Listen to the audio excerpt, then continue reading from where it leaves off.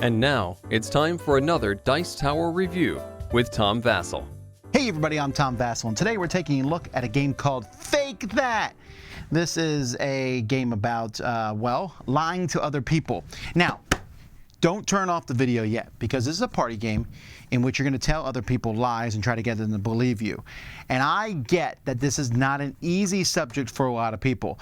It's not easy to lie to people. Well, some of you it's maybe too easy to, but for the most part, games like this, malarkey, have had a problem. But in this game, it's easy to do so. And let me show you how the game works, and we'll talk more about it.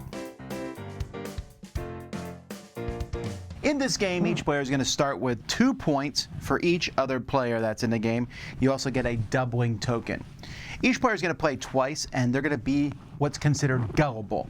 When you're gullible, you're going to get a card. So, for example, you get this card here that says, "What is unusual about hippopotamus milk?" You will show this card to everyone else, but they see the other side. In this case, the answer is, it's pink. Everyone's going to think about that. They're going to think about the real answer. They're going to think about a fake answer. Once everyone has come up with that, you just start with each person, and each person's going to tell you something. So maybe Z says it is 98.6 degrees if you measure the temperature. And then the next person, Mike will say it's pink. And then Camilla might say it's clear. And the next person might say it's thick like Elmer's glue. Whatever, you're going to say different things. Somebody has to say the right answer. So each person says an answer. If everyone says a lie, then the last person has to say the correct answer. If the first person says the correct answer, everyone else has to tell a lie. So only one person can say the correct answer.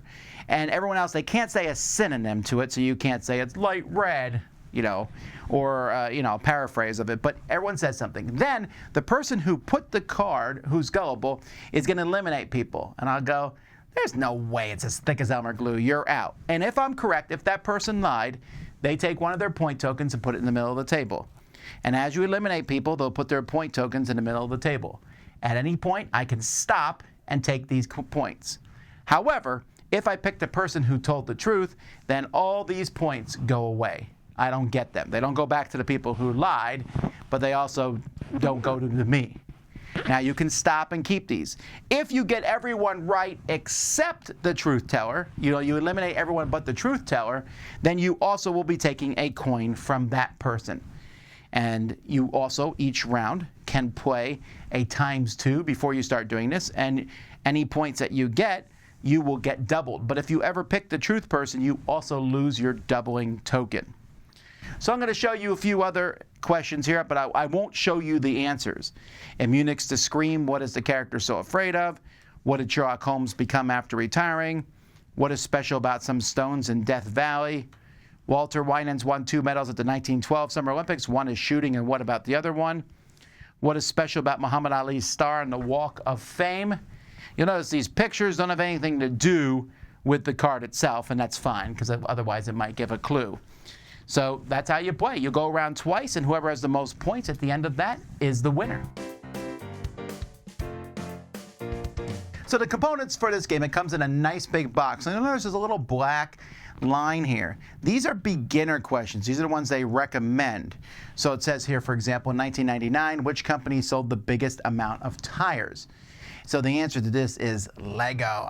It's a trick, but they'll even give you, like this Korean manufacturer Hankook, they give you one fake answer down there for people in case you run into that problem. So there's a little bit of that in here. Sometimes the language is a little, it's a little hard to understand. For example, this one here says, what is the particularity of Heikikanagi crabs found in Japan? What they mean is in there, what is the uniqueness of those? Or what makes them unique? Or what is something strange about them?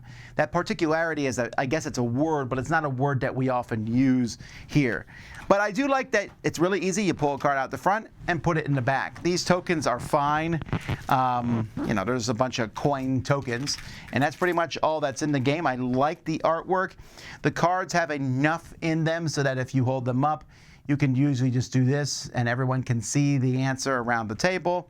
So yeah, the components I think work pretty well. So So there you have it. Fake that. Like I said, it's a really simple game that is really easy to get a big group of people into and will cause a lot of laughter. So there are a few problems with the game. So we'll start with the problems and we'll come back to the good things. The problem is how close is too close? So for example, in that one question I showed you, the hippopotamus, it's the color of the milk is pink. But maybe the next person could have said it's orange, green, yellow, blue. At that point, everyone's answers are so close to the real one that it's like, well, I don't really know which one is that way. And that happened a few times when we played. You're going to just have to kind of feel your group out to see what is legitimate or not.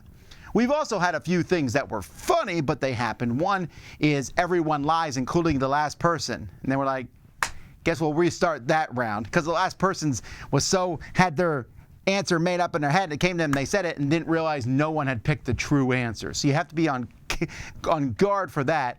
And then finally, sometimes if someone's answer is so ridiculous, someone else will laugh at it, which clearly means it's a lie. So you have to keep that in mind. Although I suppose you could fake laugh at the true answer and play some sort of meta game.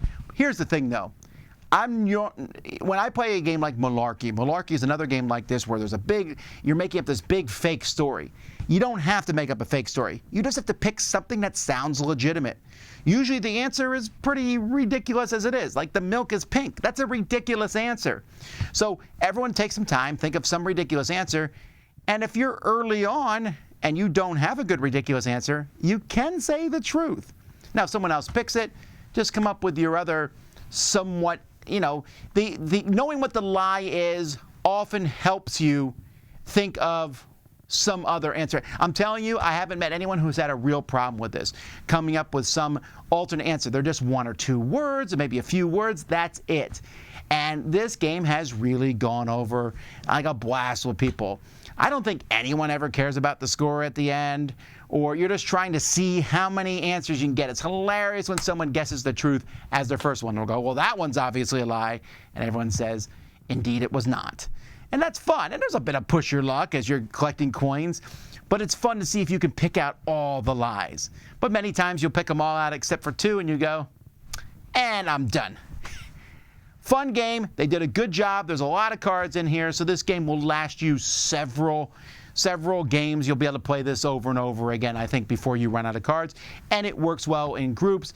And there'll be a lot of laugh out moments in it. So like I said, a few minor things, but other than that, it's a very fun party game. Fake that. I'm Tom Vasel. You've been watching the Dice Tower. Dice Tower judgment approved.